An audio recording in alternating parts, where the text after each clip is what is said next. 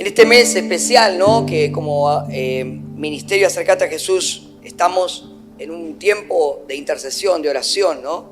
De oración por nuestras vidas, de oración por nuestras familias, por la economía, de oración por la ciudad en la que vivimos, por el país.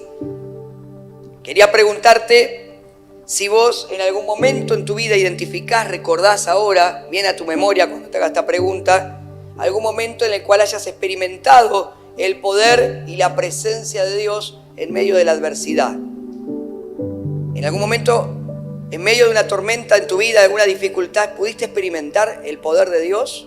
¿Pudiste experimentar la ayuda de Dios?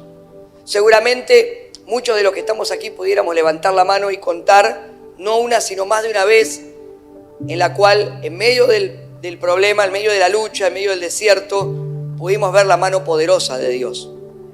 Y a veces en este tema nos confundimos un poco, ¿no? Porque creemos que el poder de Dios se manifieste en nuestra vida signifique que no tengamos ningún problema. A veces cuando estamos atravesando situaciones difíciles, podemos llegar a dudar de que Dios está allí, podemos llegar a dudar de si realmente el poder de Dios se manifiesta a favor nuestro. Ustedes saben que hay un enemigo, Satanás, que es especialista en sembrar duda. Cuando comenzó allí en el huerto del Edén, le sembró ¿qué a la mujer? Una duda. ¿Acaso Dios les dijo, no es cierto, que iban a morir? Y dudó, ¿no? Dudó de lo que Dios le había dicho. Y la duda la llevó al pecado, ¿no? A alejarse de Dios, al hombre y a la mujer. Cuando nosotros damos lugar a esa duda, el enemigo va a estar atento ahí para sembrarnos esa semilla que nos va a alejar de la fe. La Biblia no nos enseña que como cristianos, como hijos de Dios, hijas de Dios, no vamos a tener problemas.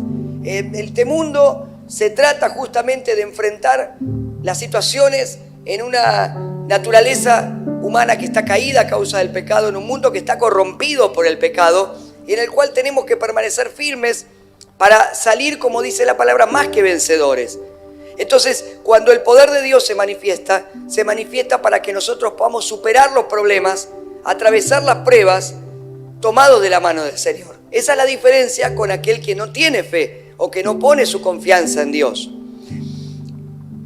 La Biblia llama a las pruebas una leve tribulación momentánea. Es decir, que cuando vos y yo atravesemos alguna crisis, algún problema, alguna situación que no podemos manejar por nuestros propios medios, tenemos que saber que para nosotros como hijos de Dios, eso es la prueba de nuestra fe. Amén. Y eso es una leve tribulación momentánea, como dijéramos, un mal momento pasajero, un momento que ya pasará. Y ahí es donde nosotros podemos ser probados en la fe para saber que en ese momento o en ese proceso la mano de Dios se va a manifestar a favor nuestro. Entonces, quiero compartirte un testimonio que está en la palabra de cómo en medio de las circunstancias difíciles, la presencia y el poder de Dios se puede manifestar para liberarnos y transformarnos, no solamente a nosotros, sino también a quienes nos rodean. ¿Amén? Y hay muchos testimonios en la Escritura, pero hoy quiero compartirte uno que para mí es uno de mis favoritos porque me inspira cada vez que lo leo, cada vez que lo comparto, también porque me toca como hoy compartirlo predicándola. Y está en Hechos capítulo 16, versículo 25 al 36 y dice esto, ¿sí? Lo voy a leer y después te cuento un poquito el entorno. A eso de la medianoche, dice, Pablo y Silas se pusieron a orar y a cantar himnos a Dios. Y los otros presos los escuchaban. De repente se produjo un terremoto tan fuerte que la cárcel se estremeció hasta sus cimientos.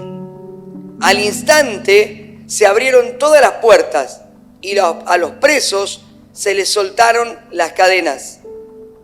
El carcelero despertó y al ver las puertas de la cárcel de par en par, sacó la espada y estuvo a punto de matarse porque pensaba que los presos se habían escapado. Pero Pablo le gritó, no te hagas ningún daño, todos estamos aquí. El carcelero pidió luz, entró precipitadamente y se echó temblando a los pies de Pablo y Silas. Y luego los sacó y les preguntó, señores, ¿qué tengo que hacer para ser salvo? cree en el Señor Jesús y así tú y tu familia serán salvos, le contestaron. Luego les expusieron la palabra de Dios a él y a todos los demás que estaban en su casa. A esas horas de la noche, el carcelero se los llevó y les lavó las heridas, y enseguida fueron bautizados él y toda su familia. El carcelero los llevó a su casa, les sirvió comida y se alegró mucho junto con toda su familia por haber creído en Dios. Al amanecer, los magistrados mandaron unos guardias al carcelero con esta orden: suelta a esos hombres. El carcelero entonces le informó a Pablo: los magistrados han ordenado que lo suelte, así que pueden irse, vayan en paz. Qué tremenda historia, ¿no?, que nos cuenta la palabra, porque esto sucede en medio de un viaje misionero. Pablo estaba viajando para predicar la palabra por distintos lugares y tenían que ir a un lugar donde nunca antes había llegado la palabra de Dios. ¿Cuántos me están siguiendo? Habían llegado ahí por orden de Dios. De hecho, dice la Biblia que se querían ir para otro lado y Dios no les permitió. ¿Cuántos saben que tenemos que ir en la dirección que Dios nos manda? ¿Ven? Y esperar, como decía el pastor Dani hoy, pacientemente a veces. A veces el impulso, la ansiedad nos quiere llevar a algún lado, pero Dios nos hace esperar y escuchar su voz para saber dónde ir, cuándo ir al lugar, cuándo hacer las cosas, aún para Él. Y entonces Dios los mandó porque Pablo tuvo una visión de un hombre que estaba vestido, hablaba como la gente que vivía en esa ciudad y le decía: pasa y ayúdanos. Y ellos entendieron que tenían un propósito de Dios ahí y fueron con su equipo. Ahí estaba Pablo, Silas, Timoteo en el viaje misionero y Pablo llegó allí y comenzó a predicar la palabra y la gente se empezó a entregar a Cristo. Y se entregó una mujer que se llamaba Lidia, lo puede leer ahí en el capítulo 16 de Hechos que leímos antes de estos versículos. Y esta mujer entregó su corazón al Señor. Era una mujer que tenía un comercio ahí en la ciudad. Ella y su familia se bautizaron, otras personas también creyeron. Se empezó a armar un grupo de creyentes y se empezó a armar una revolución espiritual. Es que a los cristianos le decían que eran los que trastornaban el mundo, los que revolucionaban el mundo. Llegaron a Filipos. Hermanos queridos, cuando hay una iglesia en una ciudad, esa iglesia tiene el desafío de transformar el ambiente espiritual de la ciudad. ¿Cuántos me están entendiendo?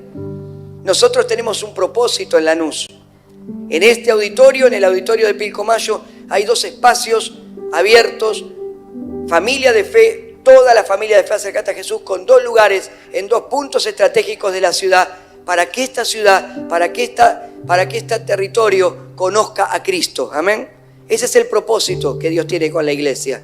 No es que nos reunamos en un templo y solamente cantemos canciones y recibamos palabra para nosotros, sino que lo que Dios quiere, que lo que Dios nos da, lo llevemos. Somos bendecidos para bendecir, como Dios le dijo a Abraham, y en Cristo las promesas abrámicas se cumplen en nosotros. Tenemos que recibir bendición para bendecir a otros. Amén.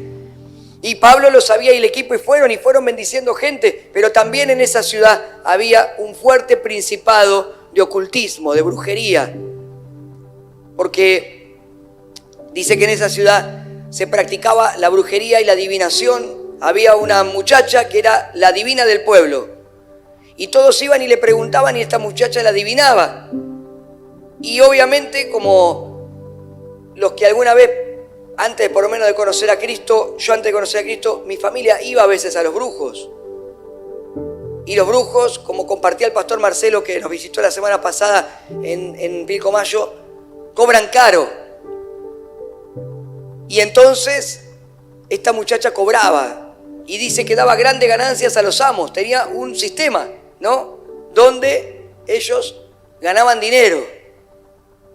Varios lugares donde fue Pablo pasaba así. Había lugares donde fabricaban estatuitas, ¿no es cierto? Como hoy vemos las de las santerías, los gauchitos Gilet, los vendían por mucha plata. Y había dinero atrás de todo eso, ¿no? Del ocultismo, hay dinero. Entonces Pablo un día libera a esta muchacha. Se fue el demonio. Trajo salvación. Pero los metió en problemas porque se le acabó el negocio. Así que comenzaron a perseguir a los misioneros. Por eso oramos todos los miércoles por los misioneros, ¿sí? Porque hay muchas personas que tal vez no les toca como a nosotros, les toca estar en lugares donde por predicar la palabra corren riesgo de estar en la cárcel, corren riesgo de la vida misma, hoy mismo en este mundo todavía. Y a Pablo le pasó eso y a Silas, y entonces esta gente armó toda una revuelta, armó todo un lío, tenía contactos políticos, los metieron presos, los castigaron, los lastimaron. Porque cuando a vos te metían preso en un calabozo romano, te azotaban, te lastimaban. Los lastimaron por predicar la palabra, no estaban haciendo nada malo. Los metieron en el calabozo, allí frío y húmedo, los calabozos profundos del Imperio Romano eran como un caracol hacia abajo.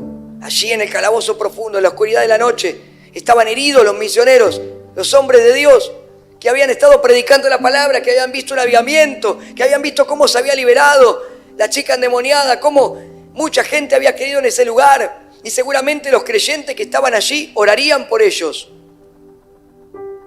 A la medianoche, dice, ocurrió esto que acabamos de leer. A la medianoche, en la oscuridad de esa fría cárcel, en el silencio, cuando ya los guardias ponen a todos a dormir, y cuando los guardias pasan por los calabozos y piden silencio y golpean los barrotes de las rejas y les dicen que se callen, nadie puede hacer más un ruido. Así que el silencio en la oscura y fría noche de ese calabozo era sepulcral. Y de repente, uno de los dos, no sabemos quién a quién le habrá dicho, oramos. Dice que se pusieron, podemos ponerlo, estamos en la pantalla está bien ahora, ¿sí? Fíjense lo que dice el versículo 25. A eso de la medianoche, Pablo y Silas se pusieron, ¿a qué? A orar y a cantar himnos al Señor. Se pusieron a orar y se pusieron a adorar. Y en el medio de ese silencio, de esa oscuridad, del dolor, de la dificultad, del problema, comenzaron a escucharse palabras que daban gloria a Dios, que clamaban, que pedían, y canciones que adoraban al que vive y al que reina por los siglos de los siglos. Amén. Hermanos queridos, es que la oración y la adoración es un combo explosivo para el reino de las tinieblas y que abre los cielos para que la bendición de Dios se derrame sobre nosotros. Amén. En cualquier momento y en cualquier circunstancia. Hay poder cuando oramos y hay poder de Dios cuando adoramos. Por eso es tan importante esto que hacemos cuando venimos a los encuentros, como tenemos los domingos aquí, como tenemos los miércoles aquí en Pilcomayo, como tenemos los sábados en Pilcomayo, como tenemos en los grupos de crecimiento, cuando puestos de acuerdo oramos o adoramos al Señor. Cuando lo haces en tu casa, el poder de la alabanza, el poder de la adoración es algo maravilloso, pero tenemos que experimentarlo. La vida del creyente es una vida de experiencia espiritual. No es teoría, esto es práctica. Podemos tomar los principios, pero hay que aplicarlos. Necesitamos aprender a adorar a Dios. Por eso la iglesia tiene también esta función, como hoy vamos a hacer, docente, para enseñar a adorar. A mí me tuvieron que enseñar a adorar.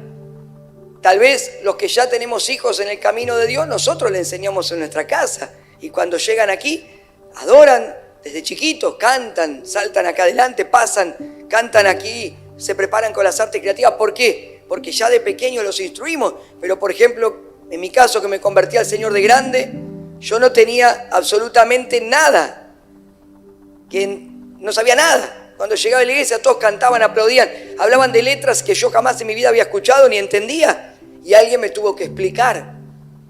Compartí ayer en Pilcomayo la primera vez que nos caímos con Nancy y con mi cuñada, con Valeria, que hoy no pudo venir porque está enferma mi suegra, pero con nosotros cuando nos fuimos convirtiendo a la familia y fuimos los primeros 3 que íbamos a una vigilia. Y las vigilias en ese tiempo que hacíamos en la iglesia duraban desde las 9 de la noche como hasta las 6 de la mañana. Miren cómo nos separaba, oramos, ¿no? Y adorábamos, y toda la noche. Esa sí era toda la noche sin parar. ¿Vieron cuando cantamos? Era de verdad toda la noche sin parar. Y entonces ahí estaban los pastores que estaban allí ministrándonos, había varios pastores, y entonces nosotros estábamos en un momento orando así, todos los tres de la mano con los ojos cerrados, vino un pastor y nos caímos. Yo nunca me había caído en la presencia de Dios. La Biblia dice en varias ocasiones, como Juan en Apocalipsis, que cuando vio al Señor caí como muerto, dice, ante Él. Es una manifestación espiritual el caerse en la presencia de Dios. No es algo que, no es que te tira el pastor, no es que te tirás y te agarran, sino que es una experiencia espiritual que puede suceder cuando Dios lo quiere hacer. Y es una experiencia donde realmente, literalmente, la presencia de Dios nos afloja de tal forma, nos hace experimentar algo sobrenatural y uno cae en la presencia, es como caer en los brazos del Señor. Y uno está allí, ¿no? Y yo me acuerdo, nunca me había pasado, no es que te quedas inconsciente, escuchá, pero estás así, es algo especial, en los brazos de papá. Yo estaba así, escuchaba que la gente, sí, pero yo me quería quedar ahí. Hoy cantábamos eso en una de las canciones, no me quiero quedar en ese momento. De repente cuando yo me incorporo así, miro, y ya estaban todos comiendo. Porque había pasado como, no sé, media hora. Y nos dejaron ahí, ¿viste? Cuando uno ve y dice, claro, nosotros los que ya sabemos, vieron cuando alguien se canta y dice, déjalo que está disfrutando de la presencia de Dios. Y yo me desperté, estaban todos comiendo con esa, me desperté, me levanté, me reincorporé de ese momento espiritual. Estaban todos comiendo y nosotros no entendíamos nada. Y vino una hermana con mucho amor y me preguntó, ¿Sabes lo que te pasó? No. Bueno, vení que yo te voy a explicar. Nos sentó y nos contó con mucho amor esto que te estoy explicando. Lo que es que Dios te toque, lo que es que Dios te ministre, lo que es que la presencia de Dios haga algo profundo en tu interior, porque nos dijo, Dios es real, Dios está vivo, Cristo vive y el Señor te puede tocar.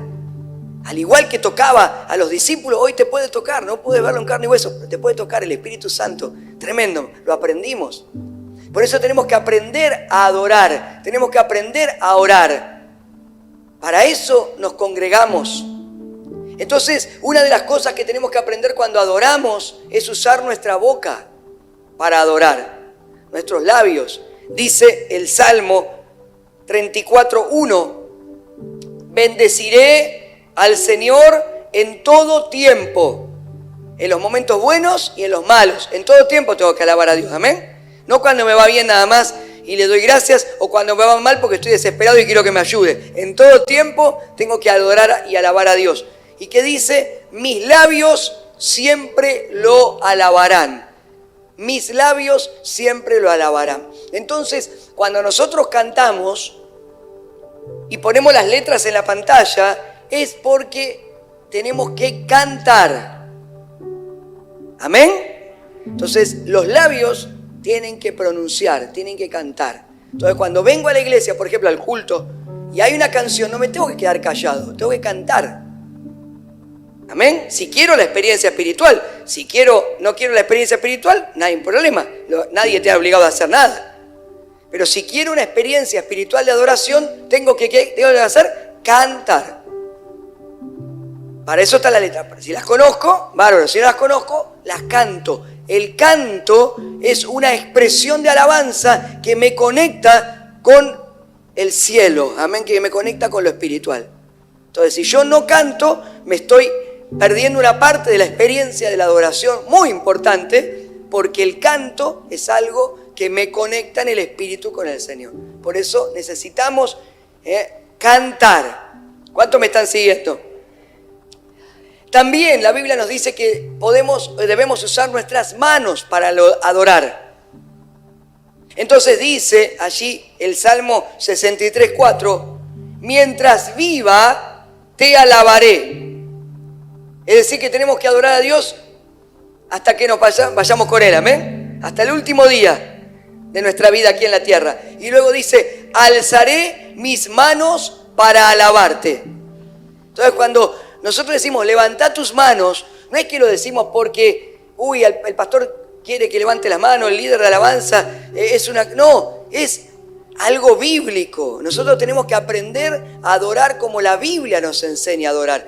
Nosotros ¿a quién seguimos? Al Señor, ¿no? A Dios, Padre, Hijo y Espíritu Santo. ¿Y en qué nos basamos para seguir los caminos del Señor? La palabra de Dios. Y la palabra de Dios nos enseña cómo tenemos que hacer las cosas. ¿Cuántos me entienden? Entonces la Biblia dice, adorá con tu boca y adorá con tus manos.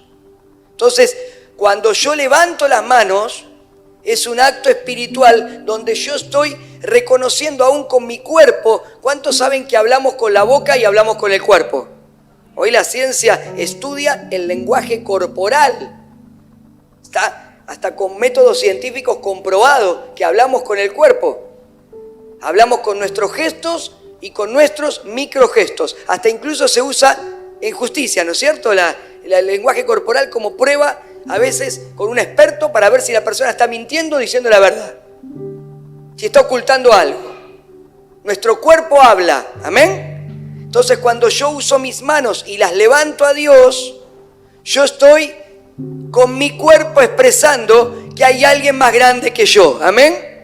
Que hay alguien que es eterno, que hay alguien a quien yo me rindo, con quien yo me conecto porque humillo y entrego mi corazón para darle gloria a aquel que está encima mío, quien gobierna los cielos, en la tierra y debajo de la tierra. Amén. Alzaré mis manos.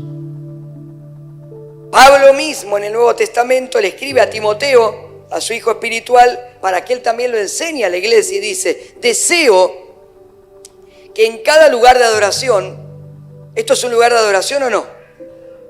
En cada lugar de adoración, en toda la tierra, en todo lugar, está diciendo, donde se reúnan creyentes para adorar, amén. En todo lugar de adoración, los hombres, mujeres, esto es genérico, oren con manos santas, levantadas a Dios, libres de enojo y controversia. Por eso es tan importante y tan maravilloso el amor de Cristo, porque la gracia de Dios nos ayuda a perdonarnos, amén. Cuando venimos aquí, nos encontramos con Dios, con su palabra, el Espíritu Santo desnuda nuestro corazón, ¿no? Frente a la presencia de Dios y nos hace ver si estamos bien o si hay alguna carga, si hay algún enojo con alguien, si hay alguna diferencia con algún hermano en la iglesia o con alguien de la familia. Entonces después nosotros podemos decir, perdóname, che. O mira, bro, mi corazón, esto me cargó, esto me preocupó. Podemos orar juntos. Y después levantamos manos santas. No porque seamos santos, mandamos bacana o no.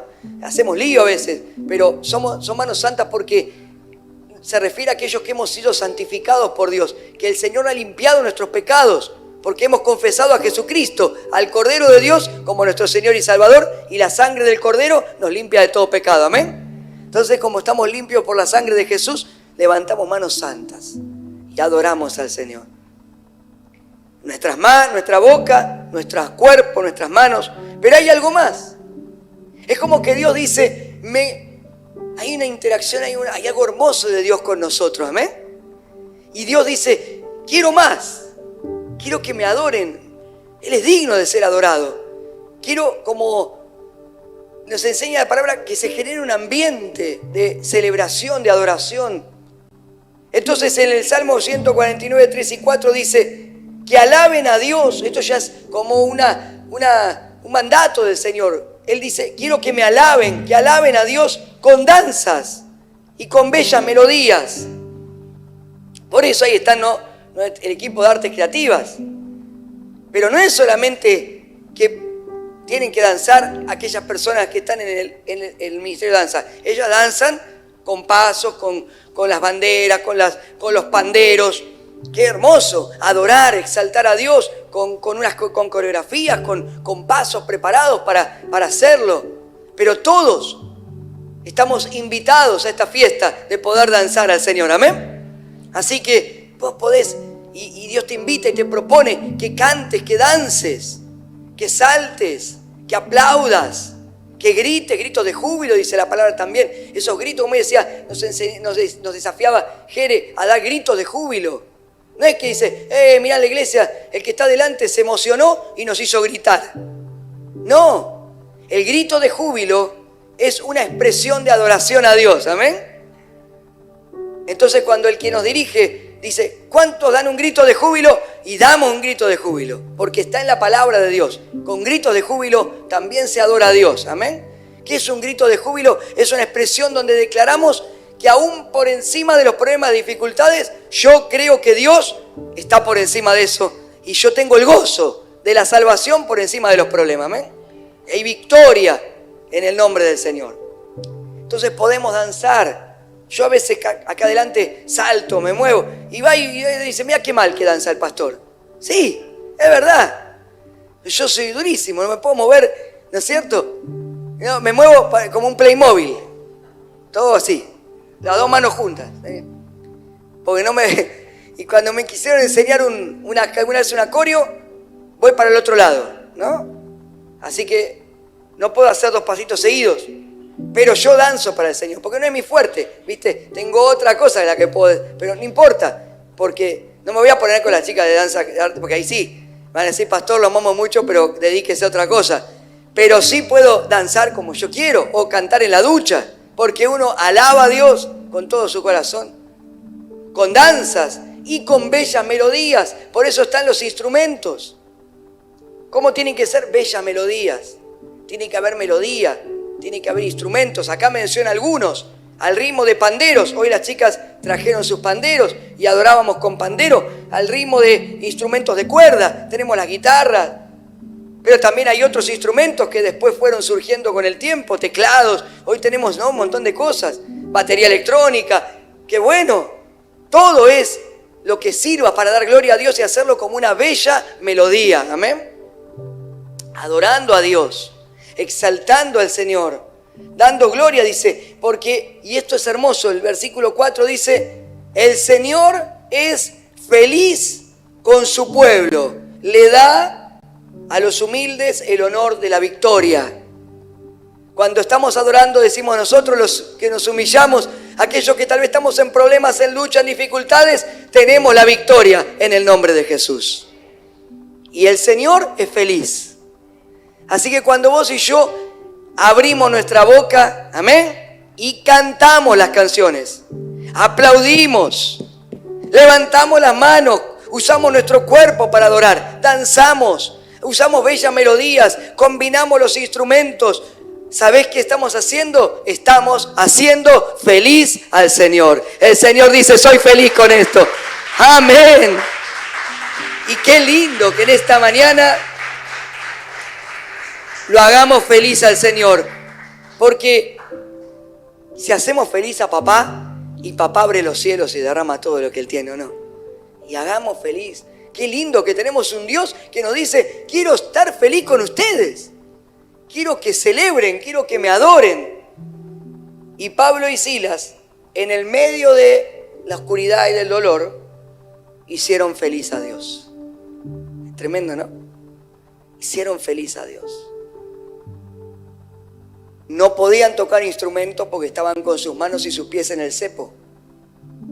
No podían aplaudir, no podían danzar, no podían tal vez ejecutar una larga y bella melodía, pero sí pudieron usar la boca.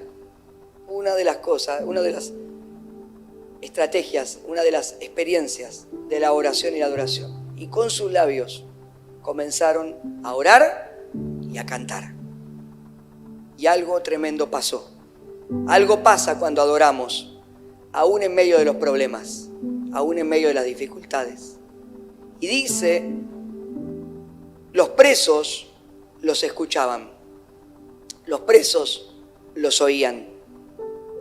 ¿Saben? La experiencia de la adoración nosotros la tenemos que no solamente vivir aquí, sino que la tenemos que llevar a nuestras casas, a nuestros hogares, a los lugares donde estamos trabajando, estudiando. Y vos tal vez decís, bueno, pero yo no puedo poner una alabanza en el medio del trabajo porque no me dejan. Pero sí tu testimonio, tu forma de hablar, va a dar testimonio de que vos estás adorando a Dios en ese lugar. Amén. Los presos oyen. Mirá al que tenés al lado y decirle, los presos oyen. Amén. Y alrededor tuyo y mío hay gente que todavía está en cadenas, ¿o no? Hay gente que está alejada de Dios y volvió al pecado, volvió al mundo y está en cadenas, ¿o no? Hay gente que no conoce a Cristo. Tus compañeros de trabajo, tus compañeros de colegio, esas personas que tal vez con las que vos trabajás o que estudiás o que tal vez te relacionás, compañeros de deporte, tu familia misma, y ellos te escuchan y me escuchan. ¿Qué escuchan? escuchan que vos das gloria a Dios, aún en medio de las dificultades, te van a estar escuchando, alabando a Dios. Te escuchan que a pesar de la prueba y la dificultad vos decís, no, yo sigo confiando en Dios. O te escuchan hablar mal de Dios. Cuando te va bien, te escuchan declarar victoria. Y cuando te va mal, escuchan que hablas mal de Dios. Los presos oyen. Te escuchan que cuando estás bien y algo salió bien, hablas mal de los hermanos, hablas bien de los hermanos de la iglesia, hablas bien de la iglesia, y cuando te peleaste con el hermano del grupo de crecimiento, no te gustó lo que pasó algo, no entendiste a tu líder o a tu discípulo si sos líder, y te escuchan hablando mal. Y pasa el tiempo y vos después decís, ¿cómo quiero que venga esa persona? Necesito que esa persona conozca a Cristo. Porque si esa persona, si mi marido, si mi esposa, si mis hijos, si mis papás, si mis compañeros conocieran a Cristo, sería diferente. Claro que va a ser diferente. Pero va a ser más difícil cuando durante muchos años te escucharon hablar mal del lugar al que vos después querés traerlo. ¿Cuántos me están entendiendo? O te escucharon hablar mal del Dios al que vos querés que rinda en su corazón. Entonces, cuando hay momentos difíciles, y quiero decirte esto cuando tal vez pases por un enojo con Dios, porque a veces nos enojamos con Dios también, o cuando te enojaste con alguien de la iglesia, que los presos no te oigan. Vení a quien necesitas hablar, descarga tu enojo, tu carga con tu líder, con tu pastor, decirle, orá por mí, no puedo superar esta situación, y sé ministrado, ministrada, amén. Pero que los presos oigan tu alabanza a Dios en medio de toda situación. Porque entonces, cuando oigan eso, algo va a pasar. Y cuando ellos escucharon, y Pablo y Silas seguían orando y seguían clamando, algo pasa. Es que Dios a veces nos hace hacer hasta locuras. Seguramente en unos días, en algún momento vamos a escuchar, pero ayer me compartió una hermana en Cristo que está estudiando en la universidad. Y Dios le marcó llevar las banderas y hacer una adoración pública. Y fue a dar una materia y estaba complicada y veníamos orando porque le destrababa toda la carrera. Y ella dijo, yo voy a adorar a Dios en medio de la facultad. En el medio del parque de la facultad, llevó las banderas, salió de dar la materia, el profesor hasta casi la maldijo, me le dijo, mirá, llorá si querés, si te fue mal. Y ella con lágrimas, aún así en los ojos, dijo, voy a adorar a Dios igual. Y para la gloria de Dios aprobó. Porque hay algo que sucede cuando adoramos. Los compañeros la mirarían y decían, ¿qué está haciendo? Miraban. Algo espiritual empezó a pasar. Así que nada impide que hagamos lo que Dios nos mande a hacer, aunque sea una locura para Dios, amén. La locura para el mundo es poder de Dios para traer bendición a un lugar. ¿Cuántos saben que nosotros tenemos libertad de culto en este país, amén? Con lo cual significa que si nosotros queremos, salimos con la chica de la bandera acá a la esquina y nadie nos puede decir nada, estamos haciendo, nadie. Mientras no corte la calle sin permiso, somos libres. ¿Saben? Esta gente lo hizo en un contexto de no libertad. Y lo hizo igual. Por eso entraron en cárcel. Y ¿saben? De repente, dice. De repente algo pasó. Eso es lo que pasa cuando en medio de las situaciones comenzamos a adorar a Dios, a orar con fe. De repente la cárcel, dice, se produjo un estruendo, un terremoto tan fuerte que la cárcel se estremeció hasta sus cimientos. Lo que sucede cuando alabamos, lo que sucede cuando adoramos es que los cimientos de las prisiones espirituales se sacuden, porque cuando vos y yo alabamos, herimos a las tinieblas. ¿Amén? Vos y yo estamos hiriendo tinieblas cada vez que adoramos y alabamos. Pero no solamente en este lugar, sino cuando vos lo haces en tu casa, cuando lo haces en tu hogar. Se sacuden los cimientos. Y nosotros necesitamos entender que Dios nos puso con un propósito. Y ese propósito no es que solamente nosotros adoremos, sino que nosotros llevemos la experiencia de la adoración y la palabra de Dios a todos los que nos rodean, para que los que están alrededor tuyo conozcan a Cristo. Porque el Señor murió para que todo aquel que crea en Él sea salvo. Y nosotros tenemos que llevar la salvación a nuestra familia, ¿amén? Ese es el propósito. Vos querés irte solo al cielo y que tus hijos se vayan al infierno. O que tu esposo, tu esposa o tu familia no conozca a Cristo y se muera sin conocer al Salvador. Tenemos tiempo mientras estamos en esta tierra, porque eso fue lo que pasó. De repente la adoración sacudió las cadenas y se abrieron las cadenas. Pero ¿por qué decís? ¿Por qué te digo esto? Porque es algo espiritual. Porque de repente aparece el carcelero, se da cuenta que algo pasó, que hubo un terremoto. Había toda oscuridad, en ese tiempo no había luz eléctrica, tuvo que encender una vela, un candelero, algo para ver lo que estaba pasando, y de repente ve todas las prisiones abiertas. Entonces el carcelero hace lo que los soldados hacían en ese tiempo cuando estaban en una batalla y sabían que iban a morir, se suicidaban. Se quiso tirar sobre su propia espada, se ponían la espada y se echaban encima, porque preferían eso a que lo mate el enemigo. Y este carcelero sabía que si lo descubrían y que su función era cuidar a los presos y se le escapaban todos los presos, la tortura que le iban a dar los romanos iba a ser peor que quitarse la vida en ese momento. Y ahí Pablo dice, no te mates. ¿No ves que estamos todos acá? ¿Qué cárcel se abre y los presos no se escapan? Si no hay algo más sobrenatural. Y Dios estaba ahí. Es que la presencia de Dios era tan fuerte que los presos no querían irse de ese lugar, aunque la cárcel se había abierto, querían quedarse en la presencia de Dios. Tremendo. Entonces el carcelero se entrega ahí, se rinde, dice, ¿qué tengo que hacer para ser salvo? Hay un aviamiento en esa cárcel. Y entonces Pablo le dice, cree en el Señor Jesucristo y serás salvo tú, ¿y quién? Y tu casa. Porque la salvación es para nosotros y para toda nuestra familia. Amén. Pero tengo que adorar. Tengo que generar ambiente de adoración. Cuando se entregó el carcelero, llevó a Pablo y a Silas, le curó las heridas. El mismo que había lastimado a Pablo y Silas, el mismo le curó las heridas que le había causado. Porque cuando Dios trae sanidad y restauración, aquellos mismos que te hirieron van a ser personas con las cuales vas a restaurarte o te van a curar las propias heridas que te hicieron. Amén. Dios trae sanidad. Y se lo llevó a la casa y se bautizó él con la familia. ¡Qué tremendo! ¡Qué tremendo! ¿Qué estás haciendo para que tu familia sea salva? ¿Estás haciendo algo? ¿O decís, bueno, ya está, yo ya estoy bien, el otro que haga lo que quiera? La salvación es personal. Sí, es personal, pero es colectiva, cuidado. Es un concepto teológico lo que voy a dar ahora. Es salvación personal porque depende de mí. Nadie puede elegir por mí. Pero hay una salvación colectiva que tiene que ver con esto que está diciendo aquí. Serás salvo tú y tu casa. Dios primero levanta a uno para que se lleve la buena noticia a toda la familia. Amén. Y si te toca ser el primero o la primera, o te toca ser el único y la única que esté, o parte de la familia, tenemos que seguir orando, clamando y predicando y adorando en nuestros lugares para que los demás puedan creer, porque los presos oyen. Amén. Algo tenemos que hacer. Nosotros. El carcelero trajo a su familia y se bautizó. Yo me acuerdo, y cierro con esto, cuando me convertí al Señor. Una vez lo conté, pero está bueno que lo cuente de nuevo porque algunos hermanos capaz que no lo escucharon. Yo estaba en mi pieza de soltero y me gusta la música y me gusta escucharla bien, con buena fidelidad.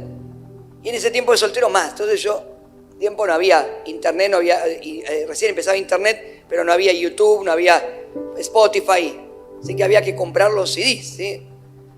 Entonces tenía unas pilas así de CDs, compraba CDs, equipo gigante así, Technics, de la marca, los que saben de audio, esa marca de alta fidelidad, ¿no?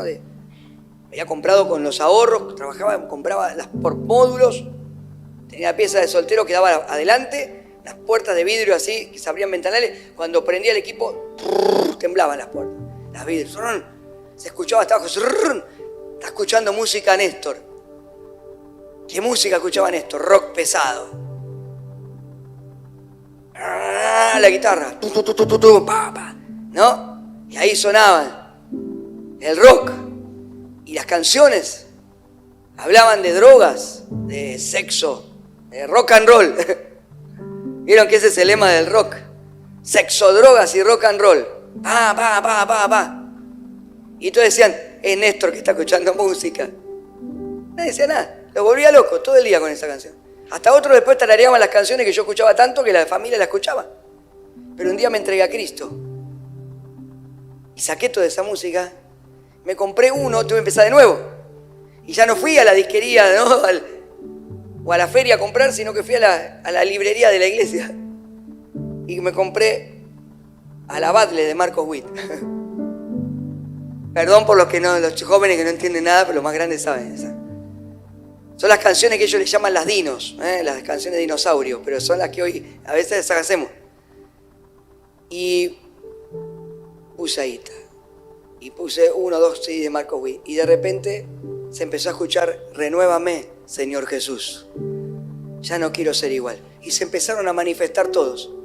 ¿Qué estás escuchando? ¿Que te volviste loco?